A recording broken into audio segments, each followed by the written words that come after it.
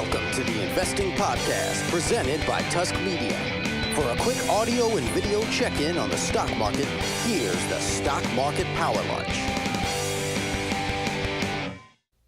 Good afternoon, everybody. Welcome back to the Investing Podcast. This is your Stock Market Power Lunch. It's Wednesday, July 13th, 2016, and I'm coming to you live, not really, but on tape delay, in a t-shirt. If you're watching the video and you're wondering, hey, why is Andrew wearing a Curious George t-shirt? There's a very important reason for that, guys. That's because today is t-shirt day at Narwhal Capital Management. Having a lot of fun with this. We actually have a business associate that owed our office lunch. He's coming from a big fancy office in Atlanta. I don't want to disclose his identity because he's such a big deal. But he's a very proper gentleman, and we always try to make him feel uncomfortable. So we're wearing t-shirts. We've got a guy wearing a Johnny Manziel jersey in the office, and he had to bring us lunch. So we're really making him pay for the bet that he lost. So it's t-shirt day.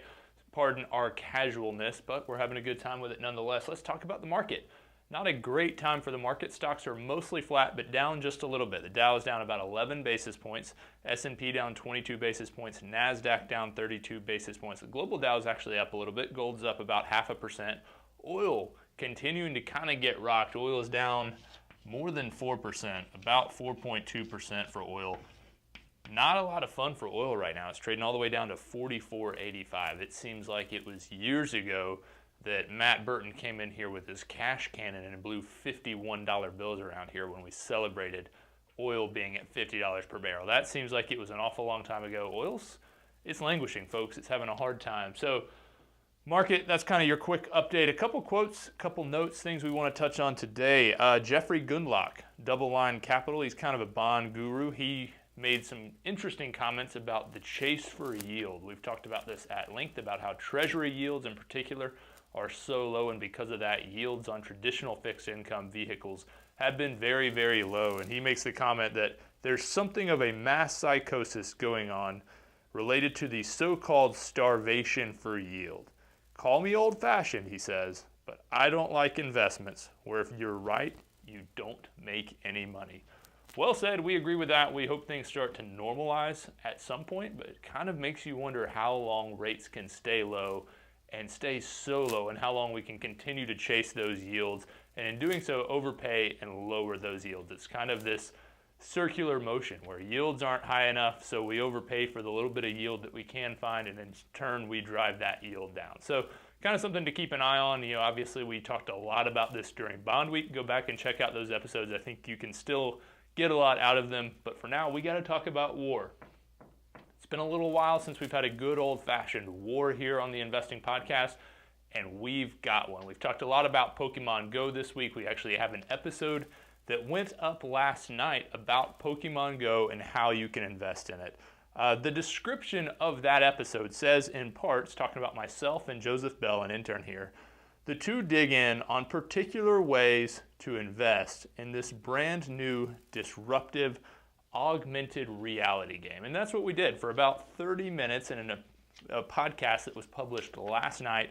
That's what we did, which is kind of interesting because today MarketWatch's Cody Willard published an article entitled How to Invest in Pokemon Go and the Augmented Reality Revolution. Seeing some similarity there? Wondered if maybe that guy spent 16 or 17 hours last night listening to, I don't know, maybe a podcast about the very topic of his article, because there's a lot of overlap there. Again, we talked specifically about ways to invest in this brand new disruptive augmented reality game. The title of his article, How to Invest in Pokemon Go and the Augmented Reality Revolution. This is insane. We're not going to let it go lightly. Yes, most of our information that we use in these podcasts is from MarketWatch, but MarketWatch, you're on watch now. We're watching you. If you're going to continue to steal our podcasts, summarize them, and publish them in printed form, you are going to lose the war on MarketWatch. So you guys check that out. If you're still into Pokemon Go, which you ought to be, 5:30 if you're in the metro Atlanta area, come to the Narwhal Capital Management offices. We're hosting a Pokemon hunt in conjunction with Kazi, our recent sponsor on the podcast. So check that out. Go to Kazi, K-A-Z-I, download the app, register for the event. If you don't register, just show up at our office between 5:15 and 5:30. We're going to catch some Pokemon. We're going to write some articles about it. We're going to make some podcasts about it. We're going to win this war.